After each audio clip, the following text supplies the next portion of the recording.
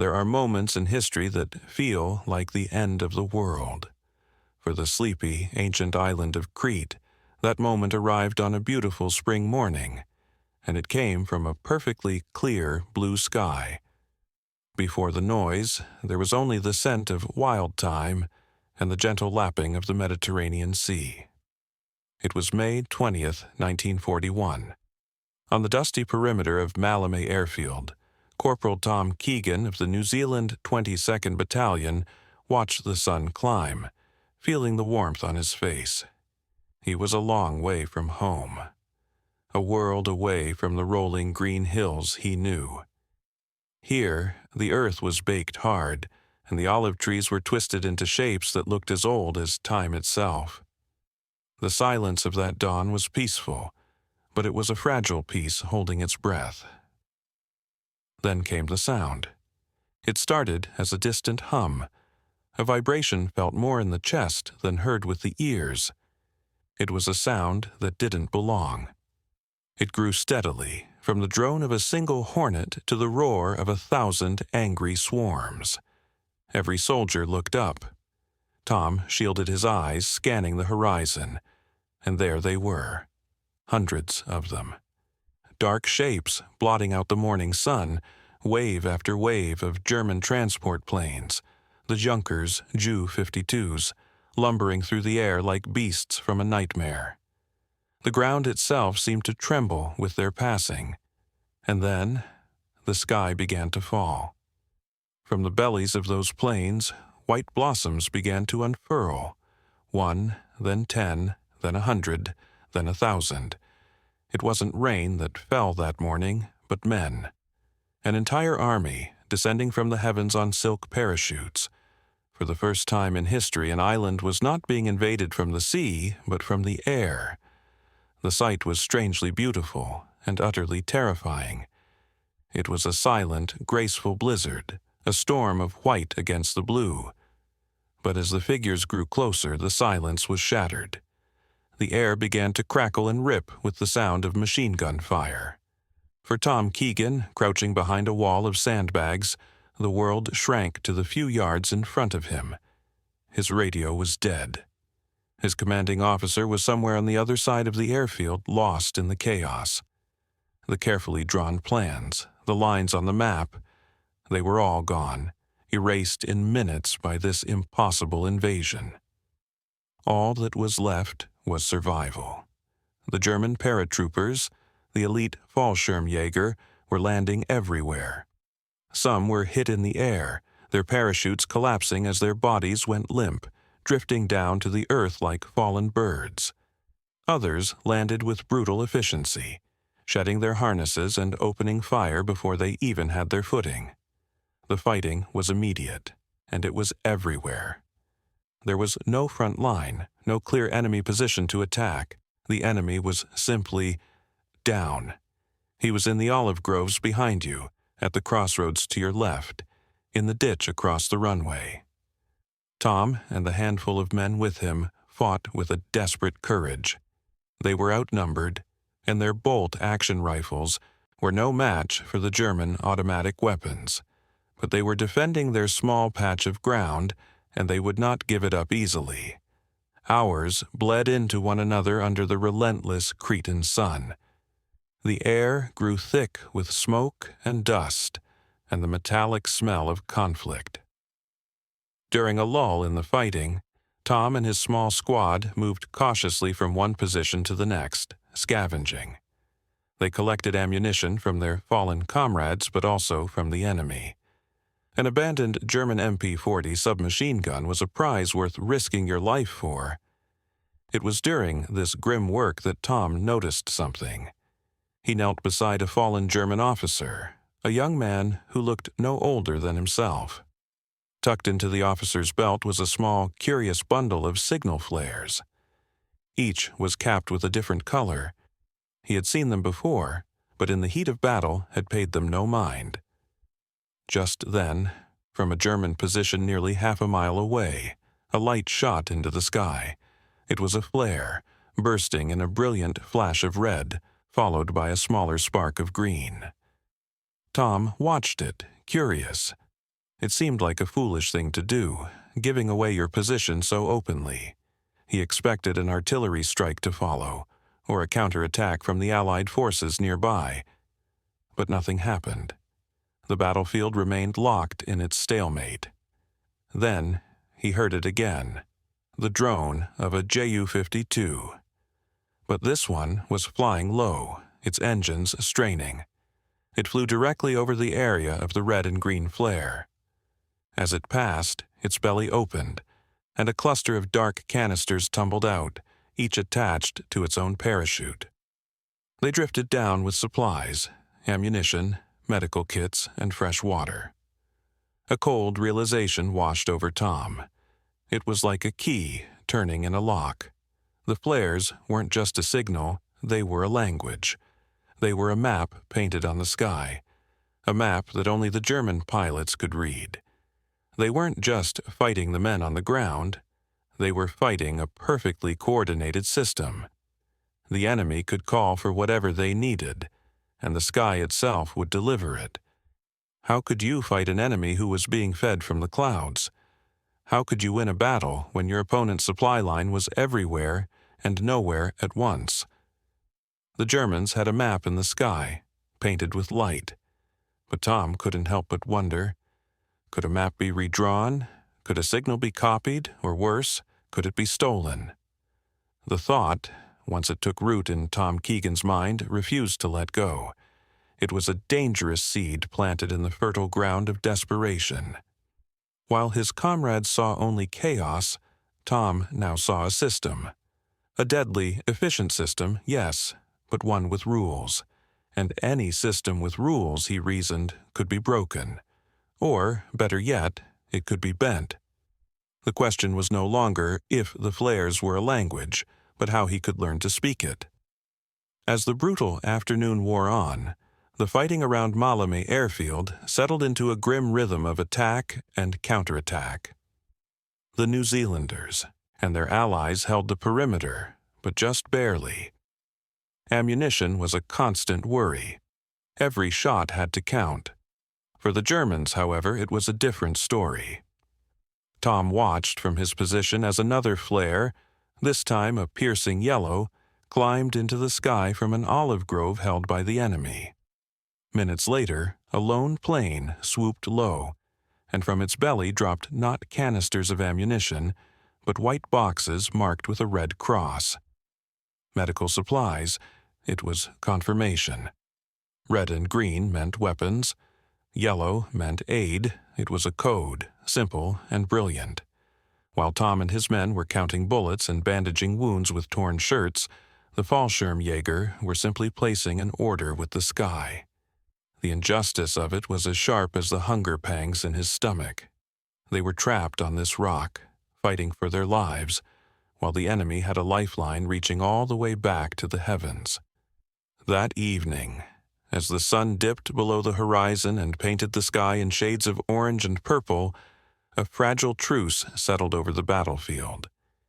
It wasn't a truce of peace, but of exhaustion. The darkness offered a cloak, a chance to breathe, to regroup. For Tom, it offered an opportunity. The idea that had been simmering all day now boiled over into a concrete, terrifying plan. He had to get more of those flares. He had to get his hands on the enemy's dictionary so he could write his own sentences. He found his commanding officer, Lieutenant Harris, in a makeshift command post behind a crumbling stone wall. Harris was a good officer, a man who cared about his soldiers, but the strain of the day was etched onto his face. He was staring at a map that was already useless, trying to make sense of a battle that had no sense. "Sir," Tom began, his voice low and urgent. Harris looked up, his eyes weary. "What is it, Corporal?" Tom explained what he had seen. He spoke of the red and green flares, the yellow one, and the perfectly timed supply drops that followed. He laid out the cold logic of it, the simple, devastating efficiency of the German system. The lieutenant listened, nodding slowly. He had seen the drops too, but had dismissed them as part of the overwhelming force they were facing. "All right, Keegan, your point?" Harris asked, his voice flat with fatigue. "My point, sir," Tom said, taking a breath, "is that if we can get our hands on their signals, we can call in their planes. We can have them drop their own weapons right on top of us." Harris stared at him for a long moment, the silence broken only by the distant crack of a rifle. Then he let out a short, humorless laugh. "You want to light a fire in the dark to invite a German plane to our exact position? Corporal, in case you haven't noticed, we're spending most of our time trying to avoid that very scenario. That's not a plan, that's madness." The rejection stung, but Tom pressed on. "It's only madness if they know it's us, sir. They're trusting their signals. The pilots up there, they aren't thinking. They're following orders from the ground. Red and green means drop supplies here. What if we fire the red and green flare? And what if red and green means all clear for the bombers?" Harris countered, rubbing his temples. "What if it's a trap? We don't know the full code. We'd be painting a target on our own backs." It was a valid fear. A single mistake could bring down not supplies, but a storm of high explosives. This was the great unresolved question of the battlefield. When command is broken and the rulebook is shredded, where is the line between brilliant improvisation and fatal recklessness? "It's a risk, sir," Tom admitted, his voice steady. "But we're running out of ammunition. By morning, we'll be throwing rocks at them. Isn't it a bigger risk to do nothing? To just sit here and wait for them to overrun us?" Harris was silent. He looked past Tom, at the exhausted faces of the men resting nearby. He knew the corporal was right. Their supply situation was critical. The battle for the airfield, and perhaps for all of Crete, was balanced on a knife's edge. Doing nothing was a guaranteed failure. Doing something, well, it was at least a chance. Before the lieutenant could answer, Tom knew he needed more than words. He needed proof. "Let me go out there, sir. Let me get some of the flares. If I can get them, we have a choice. If I can't, then we've lost nothing." The space between soldiers, the no man's land, is a terrifying place.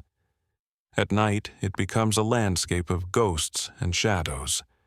Every rock could be an enemy soldier. Every gust of wind could be a footstep. Armed with only a knife and a prayer, Tom slipped out from the Allied line. He crawled on his belly, the dry dirt scraping his skin. He moved toward the places where the fighting had been heaviest, where the fallen lay. He found his first German paratrooper near a shattered olive tree. In the faint moonlight, he could see the man's youth. He felt a pang of something, not pity, not hatred, just a shared, tragic humanity. But there was no time for that. He carefully, quietly unclipped the flares from the man's belt. His fingers brushed against the cold metal. He then moved to the next and the next. Each journey was a lifetime of fear.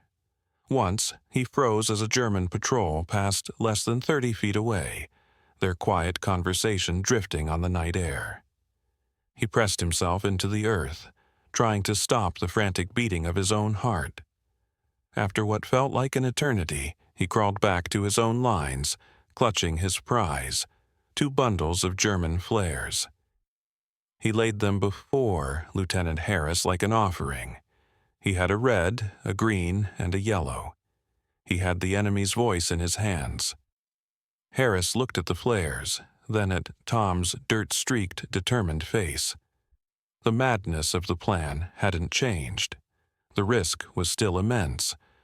But seeing those flares, tangible and real, shifted something. It was no longer just a wild theory. It was an option. A desperate, long-shot option, but an option nonetheless. "All right, Corporal," Harris said finally, his voice barely a whisper. "We'll try it your way, at first light. Get your men ready."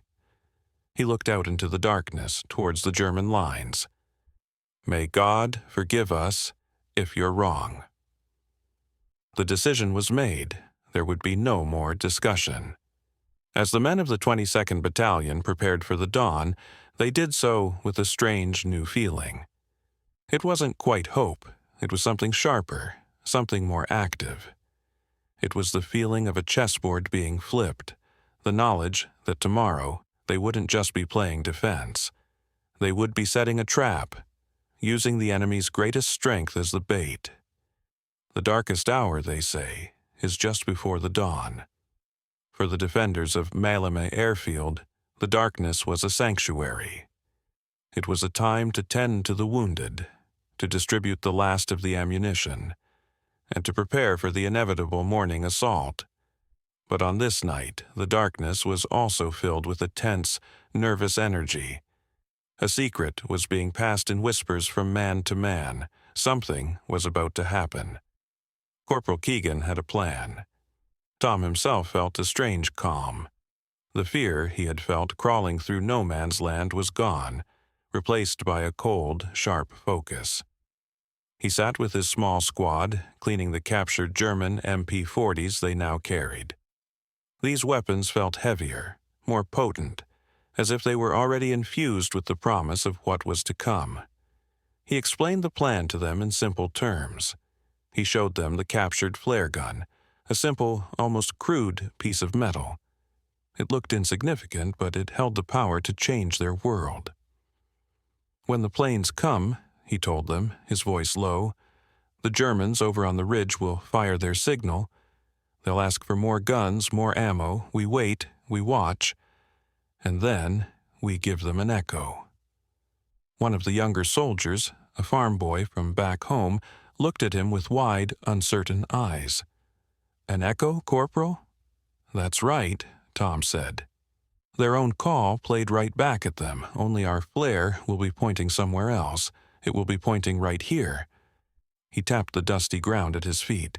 "We're going to tell their pilots that this valley, our valley, is the place they need to send their gifts." The men were quiet, letting the audacity of the plan sink in. It was ingenious. It was also completely insane. They were inviting the enemy to fly directly over their heads. But they trusted Tom. They had seen the look in his eyes, the unwavering certainty of a man who has seen a path where others only see a wall. Lieutenant Harris had positioned their small force with care. They were tucked away in a shallow ravine, a natural depression in the landscape that offered some cover. From here, they had a clear view of Hill 107, the key high ground that the Germans had been fighting so hard to control. As the first hint of gray light began to soften the eastern horizon, every eye was trained on that hill. The waiting was the hardest part. The silence felt heavy, full of unspoken questions. What if the flare codes had changed overnight? What if a German patrol stumbled upon them before they could even act? Then came the familiar, dreaded sound. The low, guttural drone of the Junkers Ju-52s, returning with the dawn. The German assault was about to begin anew, and it would be fueled by fresh supplies from the air. The men in the ravine tensed, their knuckles white on their rifles. Right on cue, from the German positions on Hill 107, a light shot into the sky. A brilliant red burst, followed by a vivid green, the signal, the request, the order placed to the skyborne quartermaster. It was the exact combination Tom had seen the day before. His heart hammered in his chest. The code hadn't changed. "Now," whispered Lieutenant Harris, his voice tight with tension. "Do it now, Corporal." Tom raised the flare gun. His hands were steady. He took a deep breath, the cool morning air filling his lungs. He aimed it not at the sky directly above him, but at an angle, so the arc of the flare would crest over the valley where his own men were hidden. For a brief second he hesitated. This was the moment of truth. Was he a savior or a fool who was about to get all his friends killed? He squeezed the trigger. With a loud hiss and a puff of smoke, the flare rocketed upwards. It climbed into the dawn sky, a perfect imitation of the German signal. A crimson flower bloomed in the gray light. and right beside it, a spark of emerald green. It was a counterfeit signature on a check he prayed the bank would cash. For a few agonizing seconds, nothing happened. The German transport planes continued their slow, steady approach. Had they seen it, or had they dismissed it as a stray, an echo from the first flare? Tom's stomach was a knot of ice. He watched the lead plane, a huge, 3-engine behemoth, lumbering towards them. It seemed to be ignoring his signal, heading directly for Hill 107. A wave of despair washed over him. It had failed. The risk had been for nothing. But then, the plane did something extraordinary. It banked. Its wings dipped slightly as it adjusted its course, turning away from the German-held hill and heading directly towards the valley. Towards them. The other planes in the formation followed suit, a flock of massive birds obediently following the false signal. A collective gasp went through the men in the ravine. It was working. It was actually, unbelievably, working. On Hill 107, the German paratroopers must have been watching in stunned confusion. Their supplies, their lifeline, were veering off course. They could be seen waving and shouting, likely assuming the pilots had made a catastrophic error. But the pilots, high above the chaos, were not making an error. They were simply following their orders, written in a language of light they had been trained to trust implicitly. The idea that the enemy might have learned to speak their language was simply unthinkable. The planes grew larger and larger, their engines a deafening roar that filled the world. For 30 minutes, the German sky fed the Allied ground.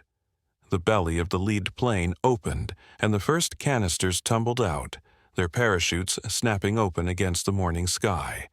They drifted down, not onto the German positions, but into the waiting arms of the New Zealanders.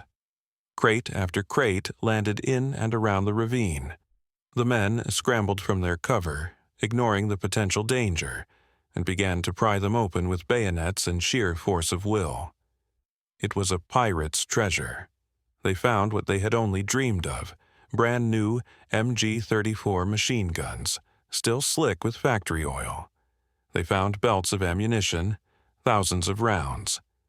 They found boxes of potato mashers, stick grenades, medical supplies, and even tins of meat and hard biscuits. It was Christmas in May, delivered by the enemy.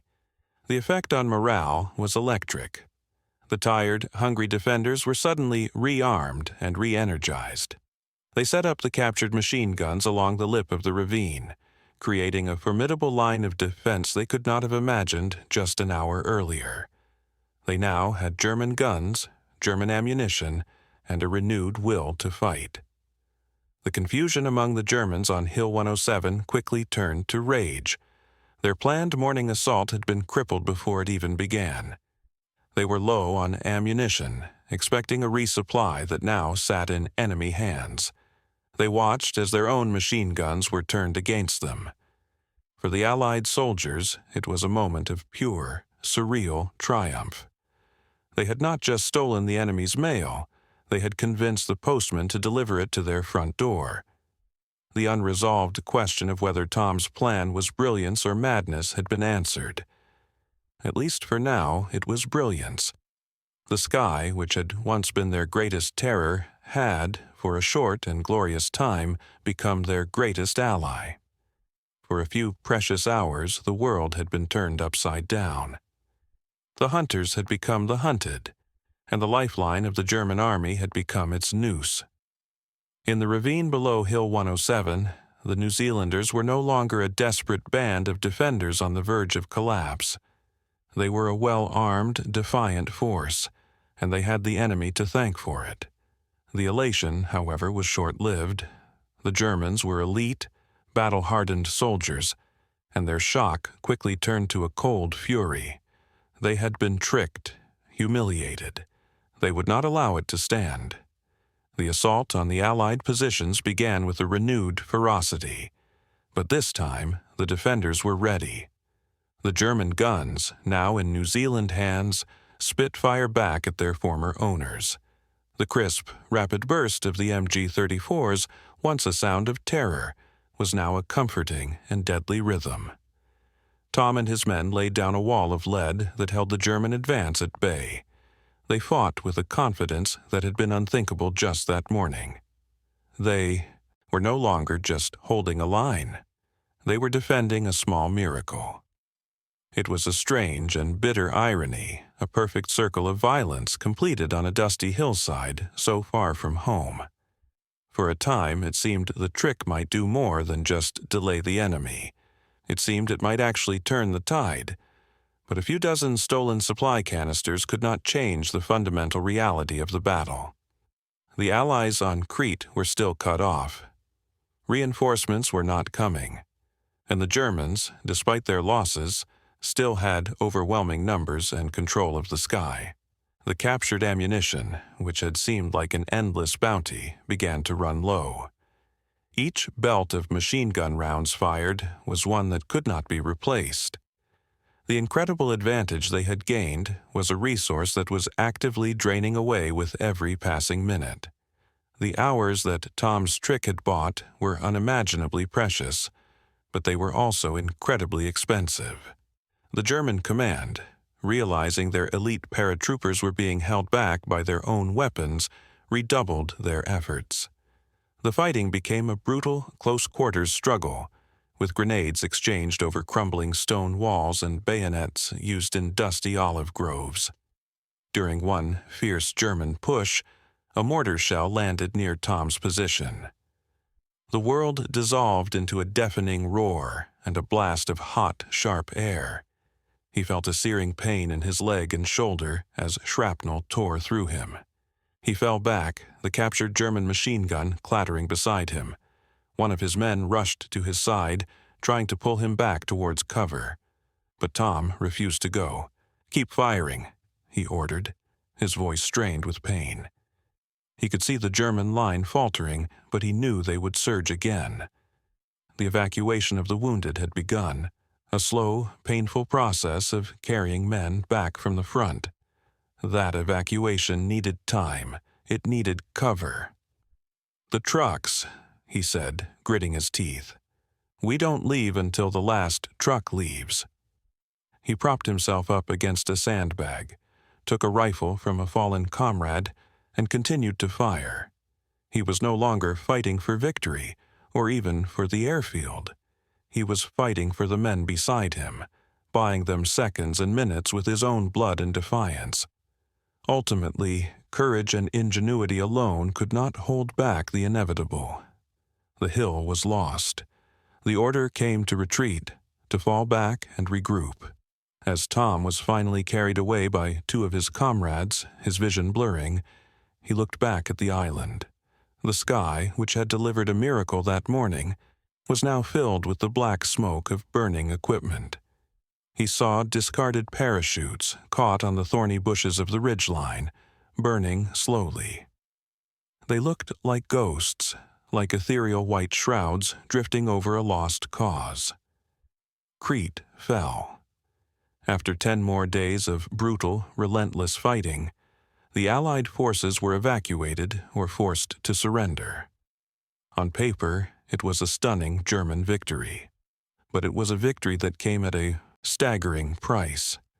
The Fallschirmjäger, the pride of the German military, had been decimated.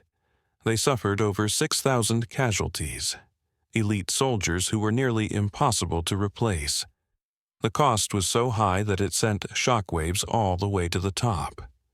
Adolf Hitler, furious at the losses, declared that the age of large-scale airborne operations was over.